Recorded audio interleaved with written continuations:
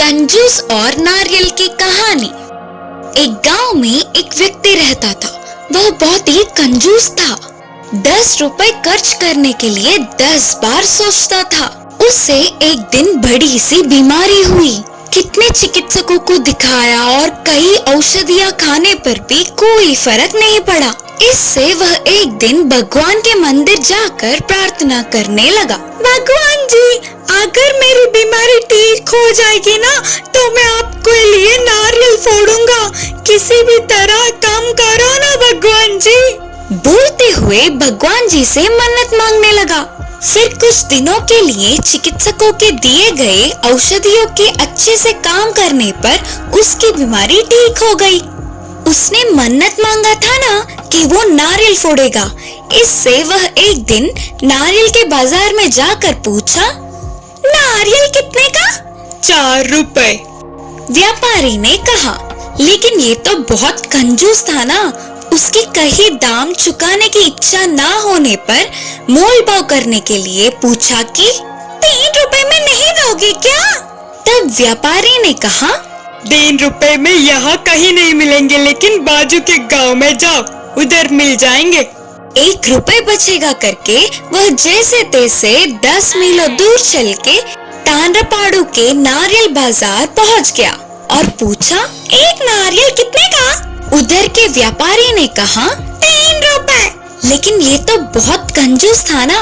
उसकी कहीं दाम चुकाने की इच्छा ना होने पर मोल भाव करने के लिए पूछा कि 2 रुपए में दो ना। 2 रुपए में यहाँ कहीं नहीं मिलेंगे, लेकिन बाजू के नल्लूर में जाओ, उधर मिल जाएंगे। 1 रुपए बचेगा करके वह जैसे तैसे और 10 मीलों दूर चल के नल्लूर के नारियल बाजार में पहुँच गया और पूछा, एक नारियल कितने का है? व्यापारी ने कहा, 2 रुपए। उसकी कहीं दाम चुकाने की इच्छा ना होने पर मोल भाव करने के लिए पूछा कि रुपए में दोगे क्या? इससे व्यापारी ने कहा, रुपए में यहाँ कहीं नहीं मिलेगा, लेकिन बगल के गांव में जाओ, उधर मिल जाएगा। रुपए बचेगा करके वह खुशी खुशी और 10 मीलों दूर चल के और गल्लू के नारियल बाजार में पहुँच गया और पूछा, जी एक नारियल कितने का है? व्यापारी ने कहा, रुपए। लेकिन ये तो बहुत ही कंजूस था ना। 1 रुपए भी खर्च करने की इच्छा ना होने पर मुफ्त में दे दो करके पूछा।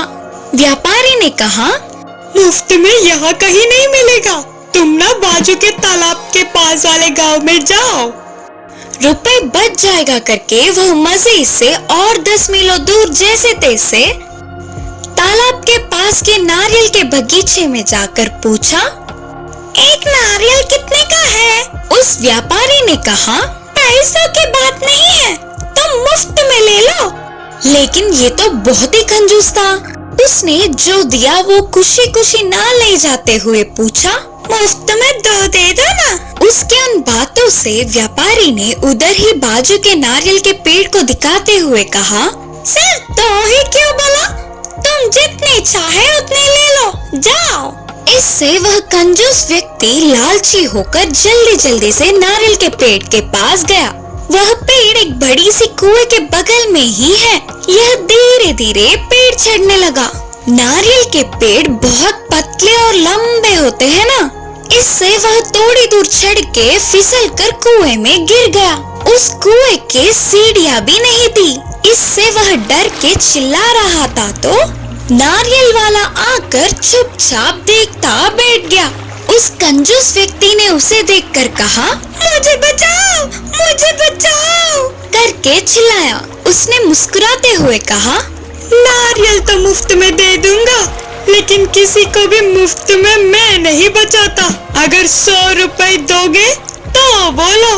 अब ना कुछ कर पाते हुए उसने हाँ कर दिया।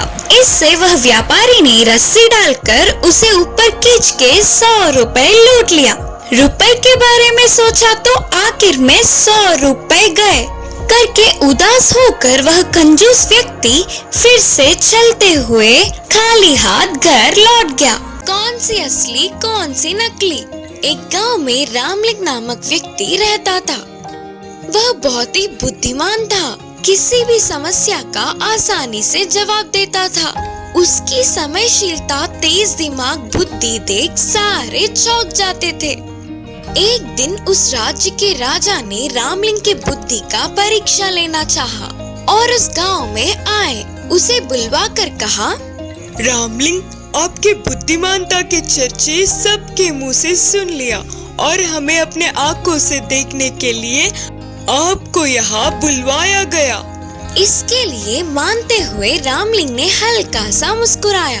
उस राजा ने 2 फूलों के गमलों को दूर से दिखाते हुए कहा, उन 2 फूलों के गमलों में एक असली है और एक नकली। बिना छुए, ना ही नजदीक जाते हुए उनमें से कौन सी असली है, यही से बताना होगा तुम्हें। फिर रामलिंग एक क्षण तक सोच में पड़ गया और सैनिकों को बुलवाकर कुछ तितलियों को लाने को कहा और उन तितलियों को गमलों की तरफ छोड़ा। नकली गमलों के फूलों में वह शहद तो नहीं होता ना। इससे सारे तितलियां असली गमले के फूल पर ही बैठ गए। फिर एक बार हमेशा की तरह सभी रामलिंग को देख चौंकते रह गए। राजा ने रामलिंग की बुद्धिमानता और होशियारी की बहुत तारीफ करने लगे। राजा ने रामलिंग की बुद्धिमानता और होशियारी की बहुत तारीफ की, साथ ही कई अमूल्य उपहारों से सत्कार किया। सुअर का डर। एक दिन एक भेड़ियों का रखवाला उसके भेड़ियों को चराने ले जा रहा था। तभी अचानक उसे एक सुअर दिखा। भेड़ियों का रखवाला तुरंत उस सुअर को पकड़ने के लिए भागने लगा। सुअर बहुत डर गया। वह चीखते चिल्लाते हुए यहाँ वहाँ भाग रहा था। जैसे जैसे भागते हुए भेड़ियों का रखवाला उसे पकड़कर अपने कंधे पर बिठाकर चल पड़ा। तब भी सुअर ने चिल्लाते हुए शोर मचाना नहीं छोड़ा। वह एक जगह स्थिर न रहते हुए कंधे से नीचे कूदकर भागने का प्रयास कर रहा था। ऐसे शोर मचा रहे सुअर को देख सारे भेड़िया हंसने लगे। उनमें से एक भेड़ ने सुअर से कहा, क्यों इतना शोर मचा रही हो? कितनी पागल दिख रही हो पता है? ये भेड़ियों का रखवाला हमें भी ऐसे ही पकड़कर चलता है, पर हम कभी भी इतना शोर नहीं मचाते, हर बात सुनते हैं। बाकी के सारे भेड़िया भी उन्हें डर का मतलब ही नहीं पता करके बोल रहे थे और इस भेड़ के बातों में हामी भर रहे थे। फिर सुअर ने जवाब देते हुए कहा, तुम्हें अपना भेड़ियों का रखवाला अच्छे से देखभाल करता है, तुम्हें नहलाकर चराकर बाकी के जानवरों से बचाता है, इसीलिए तुम्हें उससे डर नहीं लगता। पर मुझे क्या करेगा नहीं पता ना, मुझे मार के खाएगा तो या फिर गांव में बेच देगा नहीं पता, इसीलिए तो मेरा डर मुझे है। बोलते हुए फिर से सुअर जोर से चिल्ला रहा था। सुअर के बताने पर सारे भेड़िया सोचने लगे, सच में कोई भी समस्या ना होने पर बहादुर रहना आसान है, पर वही संकट आने पर ही डर का मतलब पता चलता है। इसीलिए डरते हुए लोगों को देख हमें नहीं हंसना चाहिए, उनके कष्टों को समझना चाहिए। इस कहानी की नीति है कि कब किसे क्या हो जाए किसी को नहीं पता, इसीलिए किसी को भी देखकर नहीं हंसना चाहिए। जवाब दे सकते हो? रामू को कहानियाँ बहुत पसंद थी। अपने दादा के बताए हुए कहानियों को अच्छे से सुनते हुए बहुत सारी नई चीजें जानता था। उस दिन भी रामू ने पूछा, दादू दादू एक कहानी बोलो ना। बोलते हुए दादा के हाथ पकड़कर खींचते हुए पूछा रामू। रामू बहुत ही बुद्धिमान था, कोई भी कहानी बताओ कुछ ना कुछ पूछता ही रहता था। उसका जवाब ना दे पाते हुए दादू अपने सिर पकड़ लेते थे। दादू ने कहा, मेरे कहानी बताते समय कुछ नहीं पूछते हुए चुपचाप सुनोगे तो बोलूंगा, नहीं तो नहीं बोलूंगा। ठीक है दादू बताओ, बोला रामू। दादू कहानी बता रहे थे तो रामू अच्छे से सुन रहा था। एक जंगल में एक मिट्टी का ढेर और एक पत्ता अच्छे दोस्त थे, पर उन्हें बहुत बड़ी समस्या आ गई थी। रामू ने पूछा, कौन सा समस्या? दादू ने कहा, बारिश आते समय मिट्टी का ढेर पिघल रहा था, हवा के आते समय पत्ता उड़ रहा था। कैसे इस समस्या से बाहर आना, इस समस्या से बाहर कैसे आए करके बहुत सोच रहे थे। अच्छा, तो दादू उन दोनों ने क्या सोचा? तब पत्ते ने बोला, हवा आते समय, बारिश आते समय मैं तुम्हारे ऊपर बैठ जाऊंगा, तब तुम नहीं पिघलोगे। कैसा लगा मेरा उपाय, बताओ? तब तक पूरी कहानी सुनने से पहले ही रामू को हमेशा की तरह एक संदेह आया। उसने पूछा, अगर हवा और बारिश एक ही साथ आ गए तब क्या करेंगे? दादू को क्या जवाब दे? दादू को समझ ही नहीं आ रहा था कि इसका जवाब क्या दे, और उन्होंने अपना सिर पकड़ लिया। काम की भूत। एक किसान अपने खेत में काम कर रहा था तो उसके हल से कुछ टकराया। ये क्या होगा सोचकर उसे निकाला तो एक बक्सा दिखा। इसमें क्या है करके खोल के देखा तो उसमें से कूदकर एक भूत बाहर आई। उस किसान ने कांपते हुए पूछा, कौन हो तुम?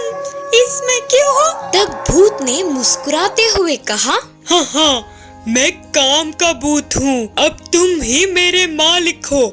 मैं जब तक ये ना बोलूं कि मुझसे नहीं होगा, तब तक मुझे हमेशा कोई ना कोई काम बताना ही होगा। अगर तुम इसे नहीं बता पाए तो मैं तुम्हें मार के खा जाऊंगा। बोलो, मैं क्या काम करूं? किसान ने सोचकर कहा, मुझे 100 कमरों का एक बड़ा सा बंगला चाहिए। उस भूत ने 10 मिनटों में बंगला बनाकर दे दिया। फिर तुरंत भूत ने कहा, बोलो और क्या करना है? किसान ने फिर से थोड़ी देर सोचकर बोला, मुझे 1000 बस्तों के सोने के सिक्के चाहिए। तो बस उस भूत ने 10 मिनटों में सब लाकर उसके सामने फैला दिया। बोलो और क्या करना है? करके पूछा।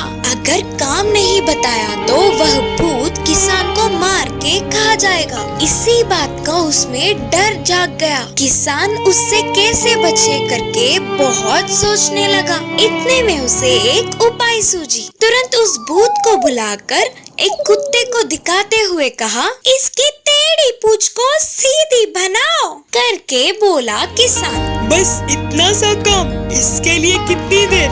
समझो हो गया। बोलते हुए उसकी पूंछ को सीधा किया। फिर हाथ छोड़ते ही कुत्ते की पूंछ पहले की तरह बन गई। फिर से सीधा किया तो फिर से टेढ़ा हुआ। अरे फिर से सीधा किया तो फिर से टेढ़ा हुआ। इस तरह दिन, महीने, हफ्ते बीतने के बाद भी उसे ठीक नहीं कर पाया। इससे भूत ने कहा, तुम्हारा द्वारा कही हुई काम मुझसे नहीं होगा, मैं हार गया। करके भूत हार मानकर किसान को छोड़ के वहाँ से चला गया।